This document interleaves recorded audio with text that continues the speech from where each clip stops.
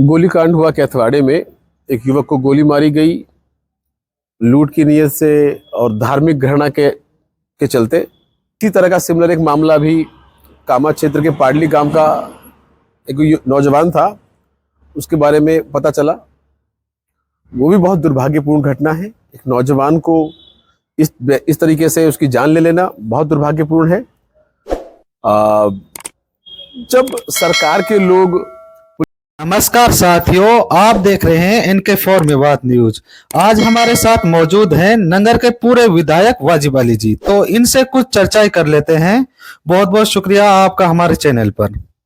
आपके सभी देखने वालों के लिए मेरा सलाम जी। हम कुछ सवाल हैं जनता के, जिनके बारे में आपसे चर्चा करने के हम प्रयास करेंगे। सबसे पहले हम पूछ लेते हैं, 2 गोलीकांड हुए हैं, एक का मर्डर हुआ है, एक कैथवाड़ा में गोलीकांड हुआ है। इनके बारे में आप क्या समझते हैं? ऐसा क्यों ये घटनाएं जो हो रही हैं, क्या साइड इफेक्ट हैं? जी, गोलीकांड हुआ कैथवाड़े में। एक युवक को गोली मारी गई लूट की नीयत से और धार्मिक घृणा के चलते। उसमें वो लोग गिरफ्तार हुए। जो लोग गिरफ्तार हुए उनके समर्थक, उनकी जाति के लोगों ने आपत्ति जताई कि आज उनका राज है, आज कैसे लोग गिरफ्तार हो सकते हैं, अपराधी कैसे गिरफ्तार हो सकते हैं। और बड़े अफसोस की बात है कि उस थाना अधिकारी को लाइन हाजिर कर दिया गया है अपनी ड्यूटी करने के लिए। और इसी तरह का सिमिलर एक मामला भी कामा क्षेत्र के पाडली गांव का एक नौजवान था, उसके बारे में पता चला। वो भी बहुत दुर्भाग्यपूर्ण घटना है। एक नौजवान को इस तरीके से उसकी जान ले लेना बहुत दुर्भाग्यपूर्ण है। जब सरकार के लोग पुलिस को सही कार्यवाही करने पे रोकेंगे तो ये घटनाएं तो बढ़ेंगी। और कुछ लोगों ने तो मंत्री जी को पता है कि नहीं पता है, पर उनकी रिश्तेदार बनकर इस तरह का आतंक इस क्षेत्र में मचा रखा है। अभी 2 दिन पहले की घटना है, सीकरी थाने के अंदर वो लोग कोई वजीर खेड़ी के हैं, अपने आप को मंत्री का रिश्तेदार बताते हैं, और पुलिस वालों से उन्होंने हाथापाई की सीकरी थाने के अंदर।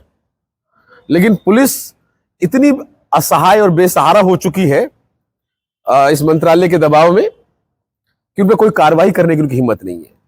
अगर इस तरह का जब माहौल होगा तो निश्चित तौर पे अपराधियों के और ऐसे लोगों के हौसले बढ़ेंगे और क्षेत्र में इस तरह की आपराधिक गतिविधियां बढ़ेंगी जो बढ़ रही हैं।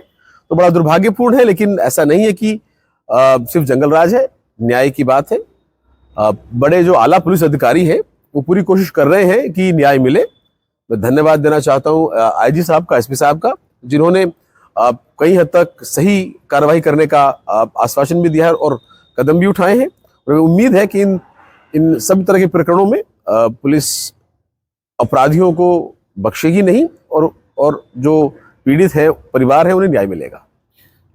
जी, गृह राज्य मंत्री जवाहर सिंह जी बेडम का एक बयान था कि जो कांग्रेस के विधायक हैं वो साइबर ठगों का साथ देते थे। आप क्या कहेंगे जी? भाई, साथ देना या ऐसा करना ये सिर्फ हवाई बातें हैं। आज कार्रवाई हो रही है, अच्छी बात है, कार्रवाई पहले भी होती थी। मैं ये कहता हूं कि अगर आप बता रहे हो कि अपराध है तो आप ये बताएं कि कितनी FIR दर्ज हुई हैं ठगी की। ये जो FIR दर्ज हो रही है ठगी की FIR नहीं है। ये जबरदस्ती पुलिस FIR कर रही है कि 4 आदमी ठगी की प्लानिंग करते हुए पाए गए, ये करते हुए पाए गए, ऐसा करते थे। उनके खिलाफ कितनों के खिलाफ चार्जशीट हुई आप ये बताएं ना। आपकी 7 साल की सरकार हो गई, आपने कितने लोगों को सजा दी अभी तक? क्या ये सरकार के लोग सिर्फ आरोपी लगाते रहेंगे?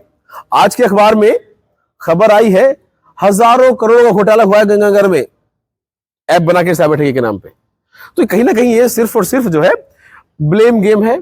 और कहीं ना कहीं मैं तो ये मानता हूं कि मेवात क्षेत्र के अंदर एक RSS और BJP का